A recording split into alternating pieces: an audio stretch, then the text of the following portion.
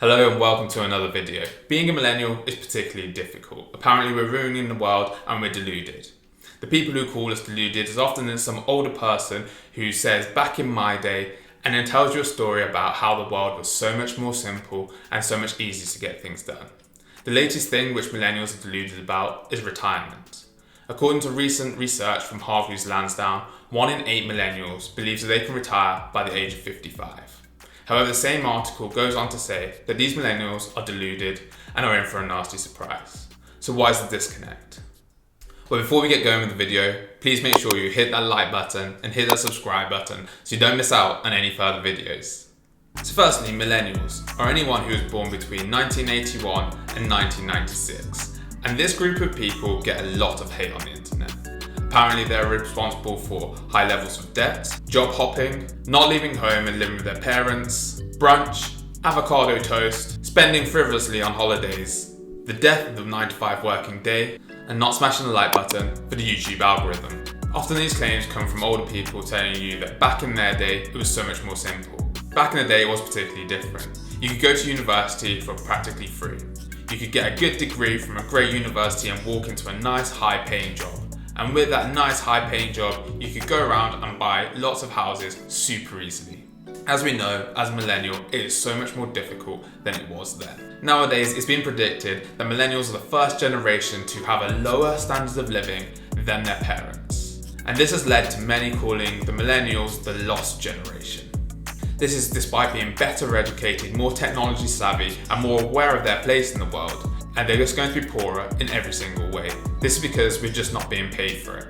We're leaving university with high levels of debt, we're going into jobs which aren't paying as well or providing as high benefits. This also results in not owning as many assets, such as buying their first house and investing into the stock market. And ultimately it means that less money is being saved. Just to let you know, it's not because of the avocado toast, it's because of the lower wages and the high levels of debt. However, this is where the problems arise. According to the article, 1 in 8 millennials believes that they can retire at the age of 55. So how can they be earning less money than previous generations, own fewer assets, and have higher levels of debt, but retire early? The key reason for millennials wanting to retire so early is because of the lack of education. And here the education system has really failed millennials by being more educated. They're just not educated in the right things. This sort of stuff just isn't taught in schools. Nowadays you have to go online and maybe type into a search engine or maybe a video site and watch some talking head tell you how to save money. And if you do that, smash that like button. And also the financial world is just far more complicated. You need to understand how to save your money, where to save your money, what different products are on offer to help you buy those assets. Instead, we go to school and we learn about Cotter or Pythagoras' theorem. And when has that ever proved useful in day-to-day life? What we're having to do is learn by observation. And if we're seeing that our grandparents or our parents are retiring at the age of 50, 55, then hey, we want to do the same. The problem arises because unfortunately we can't. The generation that is just retired or is retiring soon have really benefited from products which unfortunately are no longer available. This is like a defined benefit pension or a final salary pension. This is a great product and it was really designed for people who just stayed in one company for their entire career. Ultimately what happened was when they retired, they get paid a certain benefit for the rest of their life. This essentially meant that a company kept paying you until you died. Unfortunately, these types of products are no longer available for millennials, as companies just realised how expensive it was to keep on paying people after they retired. Another thing this generation is benefiting from is from generous state pensions and the ability to retire nice and early. However, the problem for millennials is that this sort of products won't be available to them when they come to retire. Most millennials won't have access to a defined benefit plan and instead will be stuck with another type of pension called a defined contribution plan. This just means that the amount of money that you've contributed to your pension will be the size of your pension pot at the end.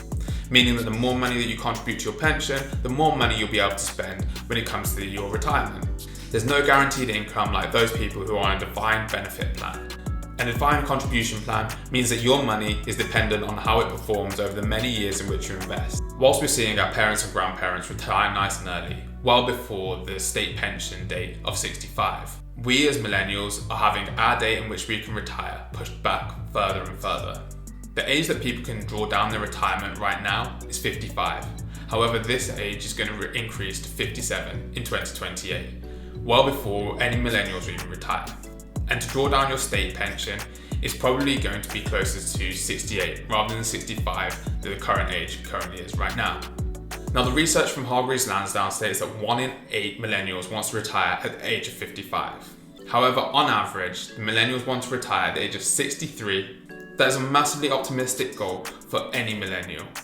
As in the article, it also shows data from people who aren't retired yet but are over the age of 55. The average age of retirement for those who are aged 55 or over was actually 67, which shows the huge disconnect between millennials and those who are going to retire in the next decade or so. So ultimately, what does this mean? This means that millennials are going to be poorer than previous generations. With higher levels of debt, less job security and lower home ownership, what do you expect?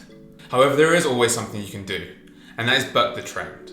So first up, what you need to do is just start investing. Start early. If you're a millennial, you're probably not going to be able to retire for another 30 years. Therefore, you've got plenty of time to start building that nest egg for retirement. Start small, start early, and let time and compounding take effect. This will help you grow your pot massively over time. Just start with what you can afford and then slowly build it up, and put more and more money into your investment pot, really saving that little nest egg for your retirement. You'll be surprised that saving regularly and starting small will really grow that pot bigger and bigger without you even noticing it. Next up, one thing that millennials really need to do and really need to understand is how much they need to save for their retirement. This can be particularly daunting as you just don't know what your life is going to look like when you come to retirement. Your lifestyle might be completely different. You may be living abroad, you may be living in a nice big house, you may want to take your retirement and go and live on the beach. Who knows what your life is going to be in store for you in 30 years' time. The difficulty is, it's practically a lifetime away. One rule of thumb which the financial community tend to use when planning for retirement is called the 4% rule. This 4% rule is saying that you can draw down 4% of your investments through retirement and not run out of money before you die. This is a very crude rule, however it's really useful just to understand how much you need to save when you retire. The easiest way to think about this is to take your current wage. At the moment, I hope you're being able to live off this. However, when you retire, you may not need the full wage that you have right now. But this is a nice crude rule of thumb to give you a ballpark of how much you need to save. Take your current wage and then times it by 25. This is like drawing down 4% of your portfolio. For example, if you earn £30,000 a year and that's how much you want to spend in retirement, then that 4% is worth £30,000. Meaning that if you just simply times that 30,000 by 25, you get a portfolio of 750,000. This means that when you retire and you want to earn £30,000 a year, then you'll need a portfolio in retirement worth £750,000. Now, this is very crude and it's just a ballpark figure for you to understand a number which you should be aiming at when you want to retire. It can be particularly daunting at the moment, but just investing for 30 years means that you'll be able to hit that number far easier than you can even expect. I'll put a link in the description below of a retirement calculator which you can use to find out how much you need to save each and every month or each and every year to hit that goal in retirement. You might currently be earning £30,000 a year and things might be tight. It might be because you're renting a place or you're paying off a mortgage. Hopefully, by the time you come to retirement, you own your home outright, so you won't have to pay for that additional cost when you retire. So the 4% rule is great, just to get a ballpark figure and give you a goal to understand what you're saving towards.